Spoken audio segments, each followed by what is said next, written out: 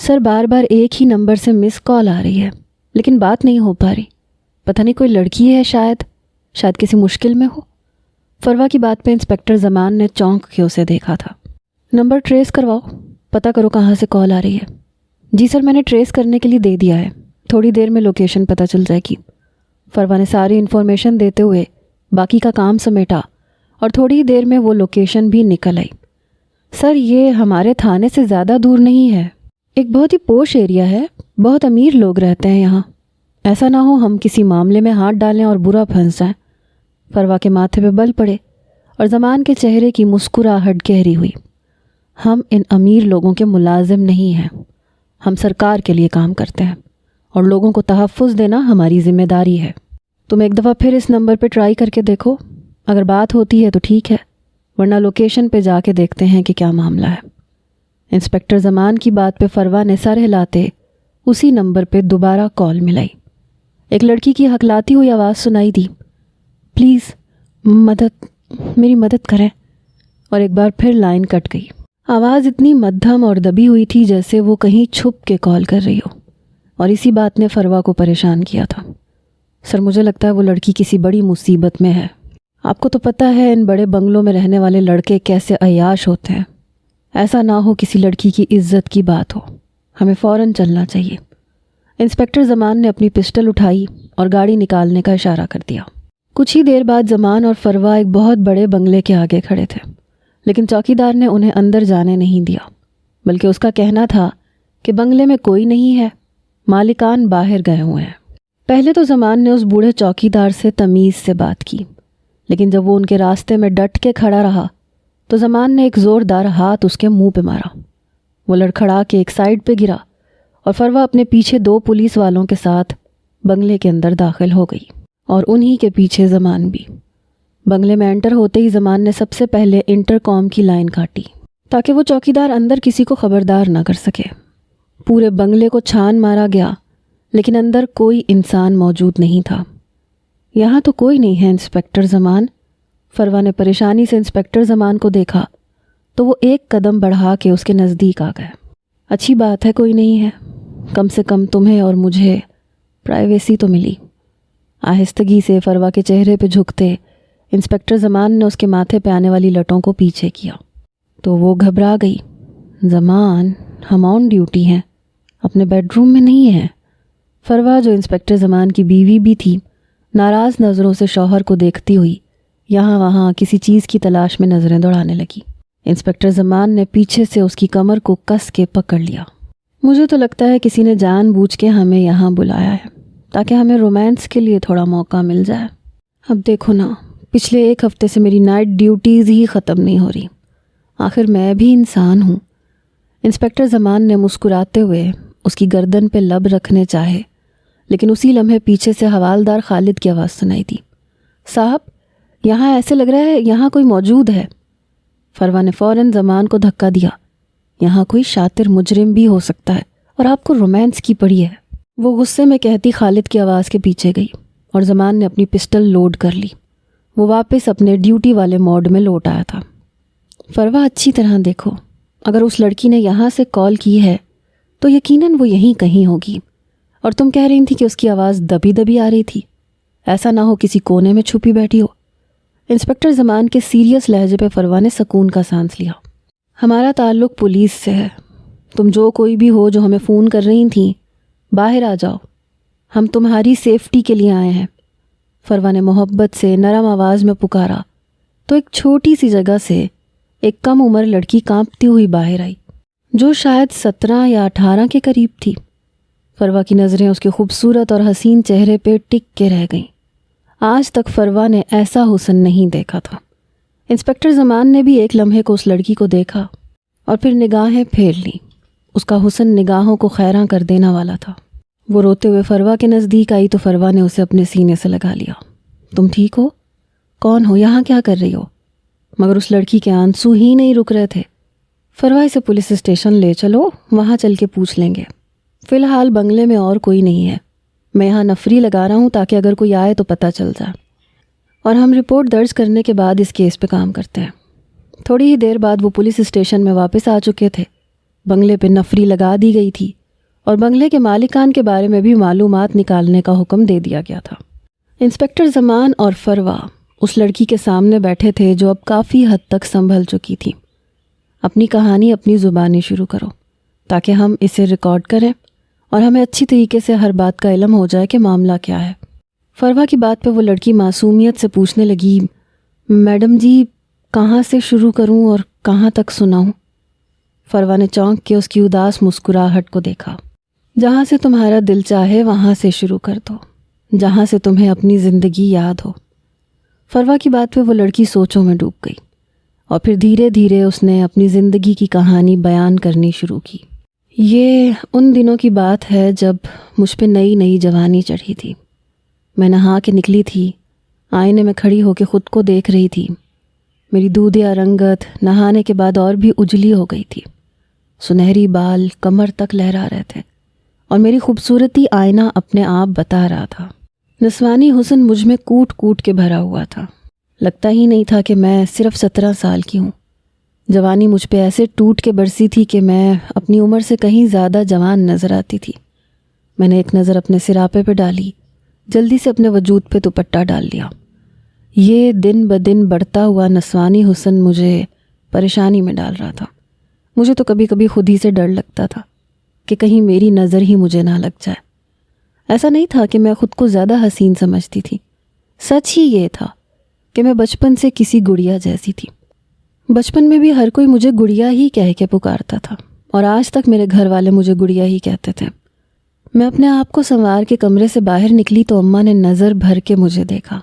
کہنے لگی، یہ تو کیسے کپڑے پہن لیتی ہے گڑیا، ذرا اچھے کپڑے پہنا کر، تھوڑا چست لباس پہنا کر، تو اتنی خوبصورت ہے، میں چاہتی ہوں کہ اب اور اچھی لگے تاکہ اب تیری اچھی جگہ سے رشتے آئیں۔ میں تیری شادی کسی غریب گھرانے میں نہیں کرنا چاہتی۔ یہاں تو تیری خوبصورتی دیکھ کر سارے ہی خاندان والوں نے لائن لگا لی ہے، لیکن میں ہرگز بھی ان غریبوں کے گھر تیری شادی نہیں کروں گی۔ اماں کی بات سن کے میں شرمندہ ہو گئی تھی۔ وہ میری ماں تھیں، لیکن ہمیشہ سے وہ چاہتی تھیں کہ میں چست لباس پہنوں اور اپنی خوبصورتی کو دنیا پہ عیاں کروں۔ اماں میرے سارے کپڑے بھی انتہائی چست سیتی تھیں، اس لیے میں جان بوجھ کے اپنے بجائے اپنی اماں کے کپڑے پہن لیا کرتی تھی۔ ابھی بھی میں نے اماں کا ہی جوڑا پہن رکھا تھا، اس لیے اماں ناراض ہو رہی تھیں۔ میں اماں کے آگے بیٹھ گئی اور کہا، ماں مجھے یہ سب اچھا نہیں لگتا، ایسے لگتا ہے جیسے ہر کوئی مجھ پہ گندی نظر ڈال رہا ہو۔ میری بات سن کے اماں نے ایک تیز نظر مجھ پہ ڈالی اور میرا دوپٹہ آگے سے کھینچ کے ایک طرف کو ڈال دیا۔ کہنے لگی، کم سے کم اس کو ہی ڈھنگ سے اوڑھ لیا کرو، کوئی نہیں ڈالتا تجھ پہ گندی نظر، سب تیری خوبصورتی پہ نظر ڈالتے ہیں، اور ایسے ہی کوئی نظر ڈالنے والا تیرا رشتہ لے کے آئے گا۔ اگر اچھے اور امیر گھرانے سے ہوگا تو میں جھٹ پٹ تیری شادی کر دوں گی۔ جا اب چھت پہ سے کپڑے اتار کے لا، اور خبردار یہ جو بال باندھ کے چھت پہ گئی، بال کھلے چھوڑتے۔ یہ جو برابر میں نئے لوگ شفٹ ہوئے ہیں، یہ بہت ہی پیسے والے لوگ ہیں، انہوں نے ابھی یہ گھر خریدا ہے، اور ان کے گھر کی بچی بتا رہی تھی کہ ان کا ایک گھر کسی بڑی سوسائٹی میں بھی ہے، جلد ہی یہ لوگ وہاں شفٹ ہونے والے ہیں، اور پھر بڑی سی گاڑی بھی ہے ان کے پاس، کیا پتہ انہی میں سے کسی کی نظر تجھ پہ پڑ جائے۔ اماں کی بات سن کے میں نے ناراض نظروں سے اماں کو دیکھا اور بنا کچھ کہے چھت پہ چڑھ گئی۔ ہر گزرتے دن کے ساتھ میری اماں کی یہ خواہش بڑھتی ہی جا رہی تھی کہ میری شادی کسی امیر اور بڑے گھرانے میں ہو۔ میری خوبصورتی پہ اماں وارے صدقے جاتی تھیں۔ اماں کا کہنا تھا کہ اسی خوبصورتی کی بدولت میں نہ صرف اپنا بلکہ ان کا نصیب بھی بدل سکتی ہوں۔ میری اماں دراصل خود غریبی سے چھٹکارا حاصل کرنا چاہتی تھیں، اور اس لیے وہ مجھے استعمال کرنے پہ تلی ہوئی تھیں۔ اماں کی بات کو نظر انداز کرتے ہوئے اوپر پہنچتے پہنچتے میں نے اپنا دوپٹہ واپس درست کر لیا تھا۔ مجھے یہ سب کچھ پسند نہیں تھا۔ میں اپنی جوانی کو سب سے چھپانا چاہتی تھی، لیکن اماں مجھے مجبور کرتی تھیں۔ موسم بہت ہی خوشگوار تھا، ٹھنڈی ہوا کے جھونکے چل رہے تھے۔ میں تھوڑی دیر پہلے ہی نہائی تھی، اس لیے میرے بال ابھی بھی گیلے تھے۔ ٹھنڈی ہوا سے وہ پوری طرح لہرا رہے تھے۔ میں نے مست ہو کر اپنی آنکھیں بند کیں اور آسمان کی طرف چہرہ کر لیا۔ ہوا کافی تیز تھی، میرا دوپٹہ بھی ہوا ہی سے اڑ گیا، وہ چھت پہ ہی جا گرا، لیکن مجھے اس وقت کچھ بھی محسوس نہیں ہو رہا تھا۔ میں بس ٹھنڈی ہوا کو ہی محسوس کر رہی تھی۔ یہ سب کچھ کرتے مجھے بہت سکون محسوس ہو رہا تھا۔ میرے گھر کا سب سے پرسکون حصہ یہ چھت تھی، جہاں آ کے مجھے بہت خوشی محسوس ہوتی تھی۔ کچھ دیر میں یوں ہی کھڑی رہی، پھر ہاتھ پھیلا کے گول گول گھومنے لگی، اور جب مجھے لگا کہ اب کافی دیر ہو گئی ہے تو میں نے جلدی سے ٹوکری اٹھائی اور کپڑے سمیٹنے لگی۔ چھت پہ سے کپڑے اتارتے وقت میری نظر برابر والے گھر کی چھت پہ پڑی، تو میں ایک لمحے کے لیے چونک گئی۔ وہاں ایک لڑکا تھا جو فون پہ باتیں کر رہا تھا۔ شاید میں نے اسے غور سے نہیں دیکھا تھا، لیکن وہ مجھے ہی دیکھ رہا تھا۔ فون پہ بات کرتے ہوئے بھی اس کی نظر مجھی پہ جمی ہوئی تھی۔ اس کی نظروں کی تپش پا کے ہی مجھے یہ احساس ہوا کہ میں چھت پہ اکیلی نہیں ہوں، بلکہ میرے آس پاس بھی کوئی اور موجود ہے۔ اس لڑکے پہ نظر پڑتی میں نے جلدی سے اپنا زاویہ بدلا کہ کہیں وہ میرے چہرے کو نہ دیکھ لے، لیکن میں اس بات سے انجان تھی کہ وہ میرے چھت پہ آنے سے پہلے سے وہاں موجود تھا، بس میں نے اسے نہیں دیکھا تھا۔ میں نے تیزی سے کپڑے اٹھائے اور دوبارہ پلٹ کے بھی نہ دیکھا۔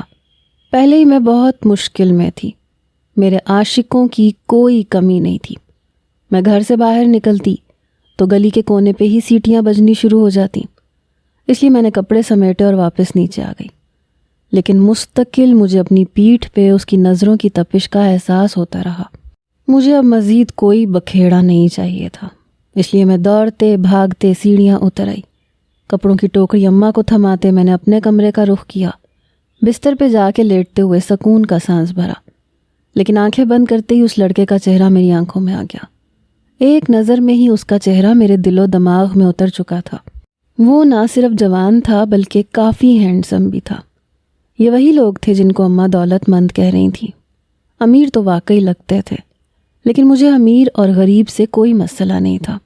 مجھے بس ایک محبت کرنے والا، عزت دینے والا ہم سفر چاہیے تھا۔ لیکن آج تک مجھے زندگی میں ایسا کوئی لڑکا نہیں ملا تھا جو مجھے محبت کے ساتھ ساتھ عزت بھی دیتا۔ میں نے اپنی طرف اٹھنے والی ہر نظر کو میلا ہی پایا تھا۔ وہ نظر جو مجھے دیکھتی وہ میری خوبصورتی سے متاثر نظر آتی۔ میری پکی سہیلی شمع مجھے کہتی تھی، تو بڑی خوش نصیب ہے جو تیری زندگی میں مردوں کی کوئی کمی نہیں ہے، تیری جس سے شادی ہوگی وہ بھی تیرے عشق میں پوری طرح ڈوبا ہوگا۔ اور اس کی اس بات پہ میں ہمیشہ شرما جاتی تھی۔ کئی بار شمع مجھ سے کہتی تھی، کاش میں بھی تیری طرح خوبصورت ہوتی تو میری زندگی بھی سنور جاتی، اور میں اسے دیکھ کے رہ جاتی تھی، کیونکہ سچ تو یہ تھا کہ میں اب اپنی خوبصورتی سے پریشان ہونے لگی تھی۔ اپنے آپ کو دنیا کی گندی نظروں سے چھپانا میرے لیے بہت مشکل ہو چکا تھا۔ جب شمع میری یہ پریشانی دیکھتی تو کہتی کہ تمہیں دنیا سے چھپنے کی کیا ضرورت ہے، اچھا ہے تم لوگوں کو اپنا حسن دکھاؤ، ہر کوئی تمہارے عشق میں مبتلا ہوگا، پھر تم جس سے چاہو گی اس سے شادی کر لو گی۔ اگر میں اتنی حسین ہوتی تو ایک وقت میں 2-4 لڑکوں سے چکر چلا ہی لیتی۔ شمع کی بات سن کے میں غصے سے اسے ڈانٹتی تھی اور ایک تھپڑ لگاتی، لیکن پھر دل میں سوچتی کہ میں صرف ایک ہی مرد سے شادی کروں گی اور اسی سے ہی محبت کروں گی۔ مجھے اپنی زندگی میں رنگ برنگے مردوں کی ضرورت نہیں تھی۔ ابھی بھی بستر پہ لیٹ کے میں یہی سوچ رہی تھی جب کمرے کا دروازہ کھلا اور اچھلتی کودتی شمع اندر چلی آئی۔ وہ بھی میری ہم عمر تھی، لیکن اس کے اندر بچپنا کچھ زیادہ ہی تھا، شاید اس لیے کہ اس کا نسوانی حسن میرے جتنا نہیں تھا۔ وہ کم جوان لگتی تھی، اس لیے ہر کوئی اسے بچی ہی کہتا تھا، لیکن میرے لیے اب یہ بچی والا لفظ ختم ہو چکا تھا۔ مجھے دیکھتی کہنے لگی، ارے گڑیا، تو یہاں آرام کر رہی ہے، چل جلدی سے اٹھ، تیری چھت پہ چلتے ہیں۔ اس کی بات سن کے میں حیرت سے اٹھ بیٹھی اور کہا کہ شمع میں ابھی چھت پہ سے آئی ہوں کپڑے اتار کے، اب دوبارہ چھت پہ کیوں جانا ہے؟ اس نے گھور کے مجھے دیکھا، کہنے لگی، تو چھت پہ گئی تھی، تجھے وہ نظر آیا؟ وہ پرتجسس انداز میں پوچھ رہی تھی اور میں حیرت سے اس کی طرف دیکھ رہی تھی۔ کون نظر آیا؟ کیا کہہ رہی ہو تم؟ مجھے شمع کا دماغی توازن خراب لگ رہا تھا۔ ارے وہی وہ لوگ نا جو تمہارے پڑوس میں آئے ہیں، ان کا بیٹا ہے، بہت ہی خوبصورت اور ہینڈسم ہے، محلے کی ساری لڑکیاں اس پہ فدا ہو چکی ہیں، میں نے بھی کل ہی اسے دیکھا تھا۔ یقین جان، اسے دیکھ کے میں پلکیں جھپکنا بھول گئی۔ تو نے اب تک اسے نہیں دیکھا کیا؟ تیرے تو برابر والے ہی گھر میں آیا ہے، چھت پہ سے بھی اچھا خاصا ان کا گھر نظر آتا ہے۔ شمع حیرت سے مجھے دیکھ رہی تھی اور میرے ذہن میں خود بخود وہ لڑکا آ گیا۔ واقعی وہ بہت خوبصورت تھا، لیکن میں اس وقت شمع کو یہ بتا کے اپنے لیے مشکل نہیں کھڑی کرنا چاہتی تھی، اس لیے میں نے انکار میں سر ہلایا اور کہا کہ نہیں، مجھے تو ایسا کچھ نہیں پتا۔ شمع نے اپنے سر پہ ہاتھ مارا، کہنے لگی ارے بہت امیر لوگ ہیں، اور سب سے بڑھ کر یہ کہ لڑکا بہت خوبصورت اور جوان ہے۔ تمہیں تو پہلی فرصت میں چھت پہ جانا چاہیے تھا، پہلی نظر میں ہی وہ تم پہ فدا ہو جاتا، تمہاری تو قسمت سنور سکتی ہے۔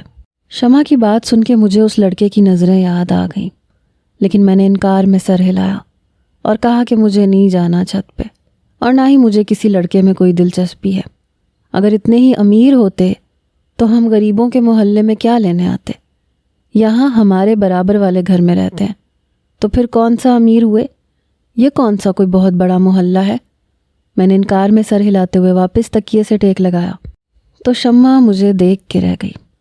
ارے کچھ دنوں کے لیے آئے ہیں گڑیا یہاں؟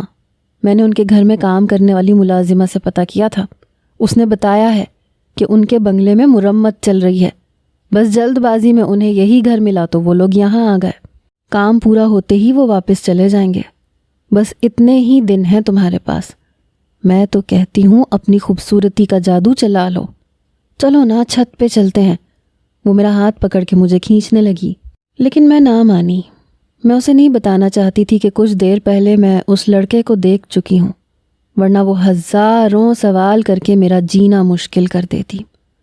کچھ دیر وہ یوں ہی منہ بنائے میرے پاس بیٹھی رہی، پھر اماں آ گئیں، کہنے لگی بازار سے کچھ سودا لا دو، اب تو شمع آ گئی ہے، اس کے ساتھ چلی جاؤ۔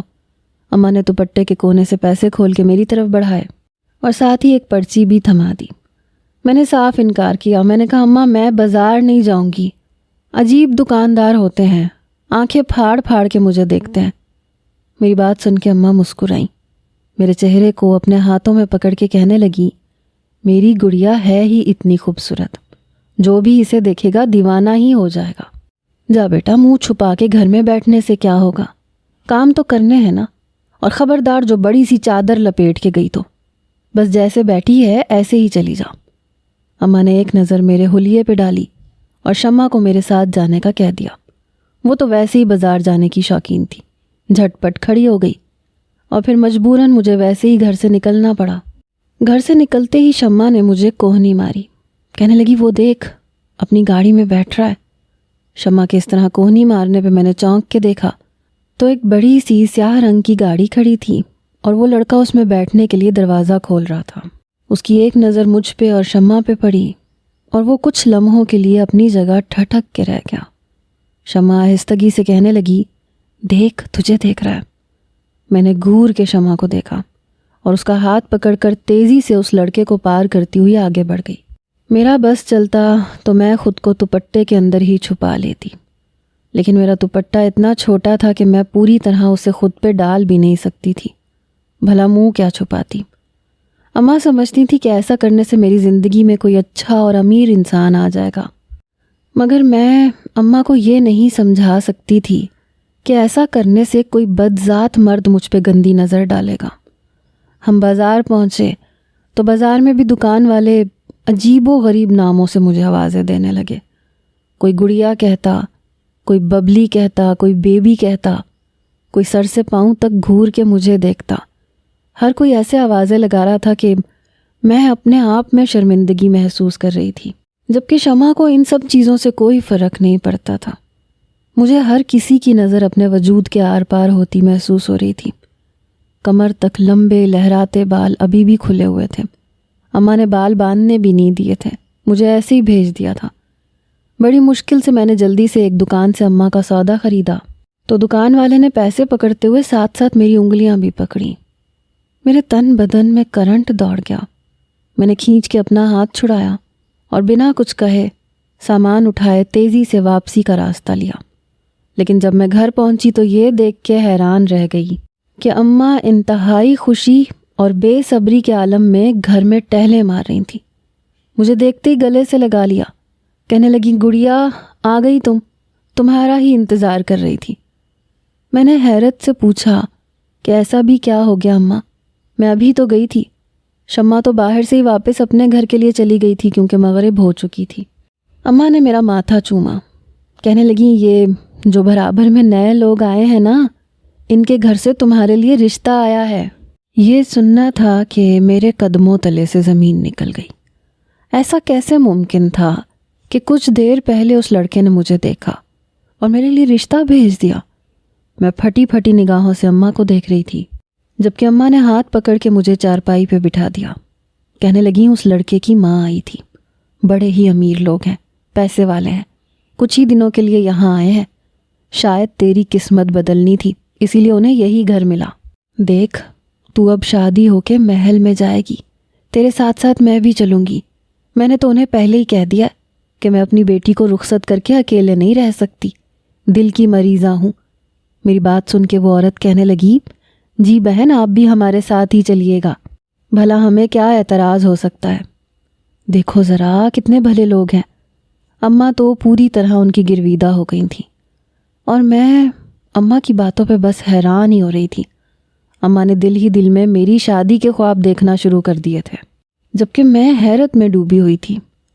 اماں اتنے امیر لوگ ہیں، ان کے بیٹے کو بھلا لڑکیوں کی کیا کمی ہوگی؟ پھر وہ مجھ جیسی غریب لڑکی سے کیوں شادی کرنا چاہتے ہیں؟ میرے دل میں طرح طرح کے وسوسے سر اٹھا رہے تھے، لیکن اماں کو کچھ سجھائی نہیں دے رہا تھا۔ بس بیٹی جب قسمت میں لکھا ہونا تو کچھ بھی ہو جاتا ہے، ویسے بھی جوڑے آسمانوں پہ بنتے ہیں، جبھی تو اس کی اماں خود چل کے ہمارے گھر آئی ہے۔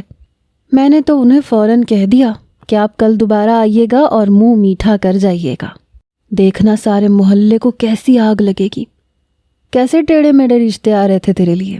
جب انہیں پتہ چلے گا اتنے امیر لڑکے کے ساتھ تیرا رشتہ ہوا ہے تو خاندان والے بھی جل کے بھسم ہو جائیں گے۔ اماں خوشی میں بچوں کی طرح اچھل رہی تھیں اور میں اماں کو دیکھ کے رہ گئی۔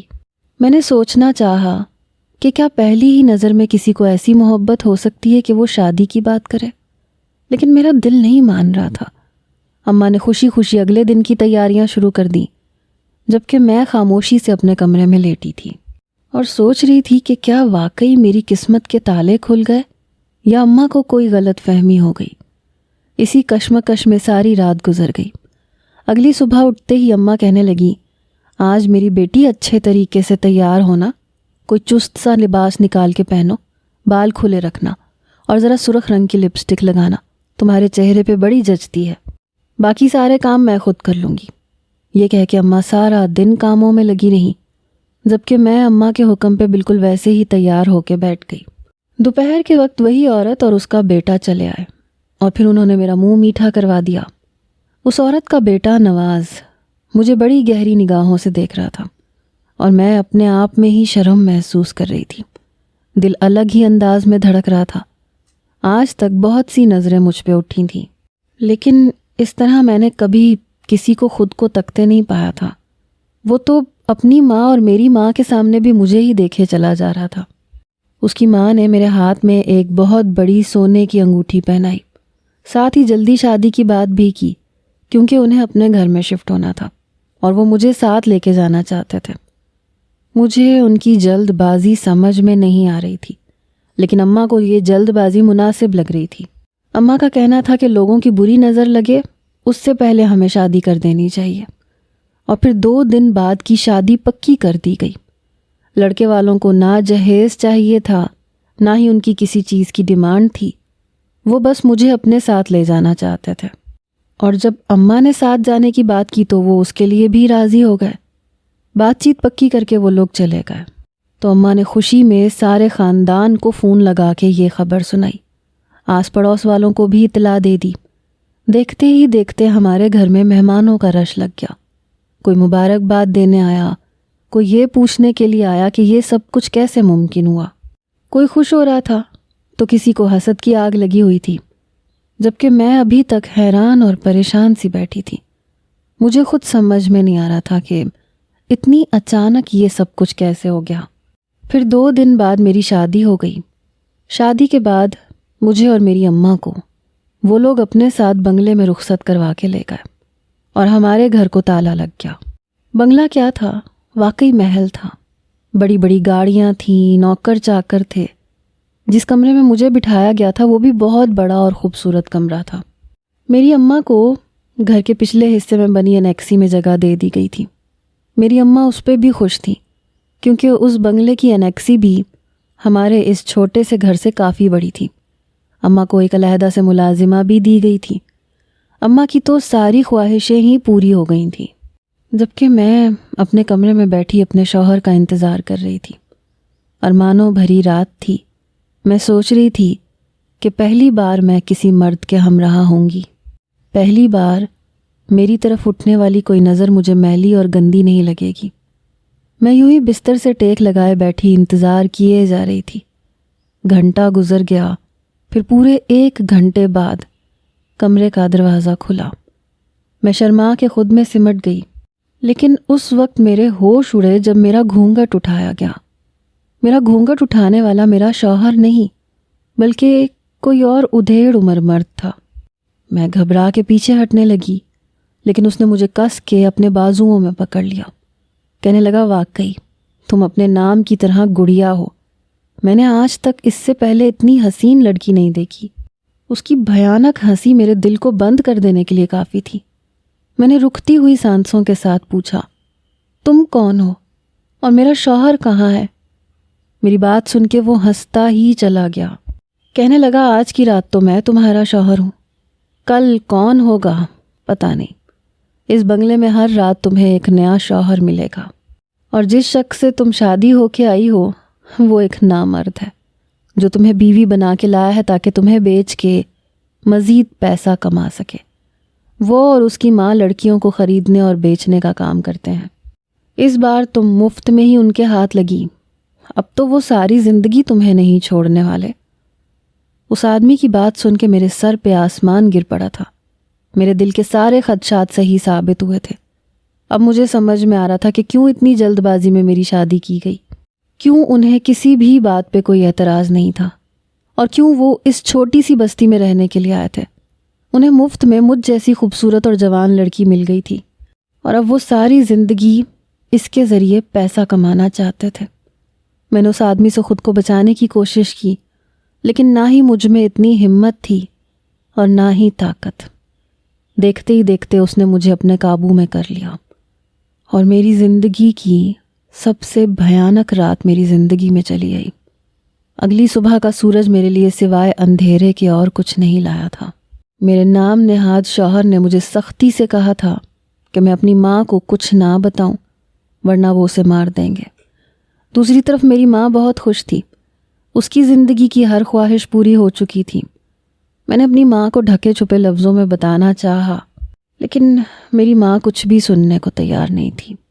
اس کے لیے اس کا داماد ہیرے جیسا تھا، اور میرا نصیب بہت ہی خوبصورت۔ اگلی رات پھر کوئی اور میرے کمرے میں چلا آیا، اور میں پھر کسی اور کی رکھیل بن گئی۔ میں نہیں جانتی تھی کہ یہ سب کچھ کب تک چلنے والا ہے، لیکن میرے لیے یہ سب کچھ بہت بھیانک تھا۔ ایسے ہی مہینہ گزر گیا، پھر 1 مہینے کے بعد میری دعائیں رنگ لائیں، اور ایک کام کرنے والی ملازمہ غلطی سے اپنا موبائل فون بھول گئی۔ بس پھر میں نے وہ فون اپنے پاس چھپا لیا۔ موقع دیکھ کے بار بار پولیس اسٹیشن کال کی، لیکن میں اس قدر خوفزدہ تھی کہ کچھ کہہ بھی نہ سکی، اور ڈر کے مارے ہر بار فون بند کر دیا کرتی تھی۔ مجھے امید نہیں تھی کہ میری مدد کے لیے کوئی آئے گا، لیکن آج جب بنگلے پہ پولیس نے چھاپا مارا تو مجھے یقین ہو گیا کہ ظالم کی رسی ایک نہ ایک دن ضرور کھینچی جاتی ہے۔ اپنے حصے کی کہانی سنا کے وہ خاموش ہو چکی تھی۔ اس کہانی میں اتنے اتار چڑھاؤ تھے کہ فروا کی اپنی آنکھوں میں نمی اتر آئی، جبکہ انسپکٹر زمان مٹھیاں بھینچے بیٹھے تھے۔ ایک لڑکی کی زندگی میں اتنا کچھ برا ہوا تھا، صرف اس لیے کیونکہ اس کی ماں غلط طریقوں کے ذریعے اس کا مستقبل سجانا چاہتی تھی۔ FIR درج ہوئی، اور پھر انسپکٹر زمان نے خود اس لڑکی کو اس کے گھر پہنچا دیا۔ کچھ عرصہ گزرا اور اس لڑکی کا شوہر اور اس کی ساس گرفتار ہو گئے۔ اس کی ماں کو بھی اپنی غلطیوں کا احساس ہو گیا تھا، لیکن اب یہ احساس اس لڑکی کی عزت اور زندگی کو واپس نہیں لا سکتا تھا۔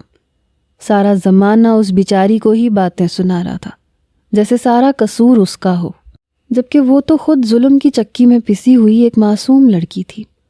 انسپکٹر زمان اور فرمان حتی الامکان اس بات کی کوشش کر رہے تھے کہ اس کے شوہر اور اس کی ساس کو کڑی سزا ملے۔ انہوں نے خود اس کیس میں بہت سارے ثبوت جمع کر کے ان کے ماضی کے گناہوں کو بھی کھول کے سامنے رکھا تھا، اور عدالت نے انہیں 7 سال قید بامشقت کی سزا سنائی تھی۔ پچھلے 15 دنوں سے اس کیس پہ دن رات کام کرنے کے بعد آج جب مجرموں کو سزا ملی تو فروا کے چہرے پہ مسکراہٹ تھی۔ زمان، آج مجھے لگ رہا ہے کہ ہمارا انصاف کا نظام آج بھی زندہ ہے۔ فروا کی بات پہ انسپکٹر زمان مسکرا دیا تھا۔ ٹھیک کہتی ہو فروا، اگر انسان حوصلہ رکھے اور امید کے ساتھ اپنے حصے کی جنگ کرتا رہے تو کبھی نہ کبھی اسے جیت ملتی ہے۔ انسپکٹر زمان کی بات پہ فروا سر ہلانے لگی۔ وہ واقعی بالکل ٹھیک بات کہہ رہا تھا۔ چلو شکر ہے یہ کیس نمٹ گیا اور اب میری نائٹ ڈیوٹیز بھی ختم ہو گئی ہیں، کچھ تو رومانس کا موقع ملے گا۔ انسپکٹر زمان نے فروا کا ہاتھ پکڑا تو اس کا چہرہ بھی کھل اٹھا۔ ان دونوں کی شادی کو 1 سال ہونے والا تھا، اور اس 1 سال میں زمان کی محبت میں کوئی کمی نہیں آئی تھی۔ زمان نہ صرف ایک پولیس انسپکٹر تھا بلکہ ایک محبت کرنے والا مضبوط شوہر بھی تھا، اور ایک ایسا ہی شخص ہر عورت اپنی زندگی میں ڈیزرو کرتی ہے۔ والدین کو بھی اپنی ذمہ داریوں کو سمجھنا چاہیے۔ خدا را اپنی بیٹیوں کی جوانی کو چھپا کے رکھیں، انہیں گندی نظروں کا شکار نہ ہونے دیں۔ جہاں نصیب میں ہوگا وہاں ان کی شادی بھی ہو جائے گی اور ان کی زندگی بھی سنور جائے گی، لیکن خود اپنی بیٹیوں کو تھالی میں سجا کے ایسے بھیڑیوں کے حوالے نہ کریں جو ان کی زندگی کو اجاڑ کے رکھ دیں۔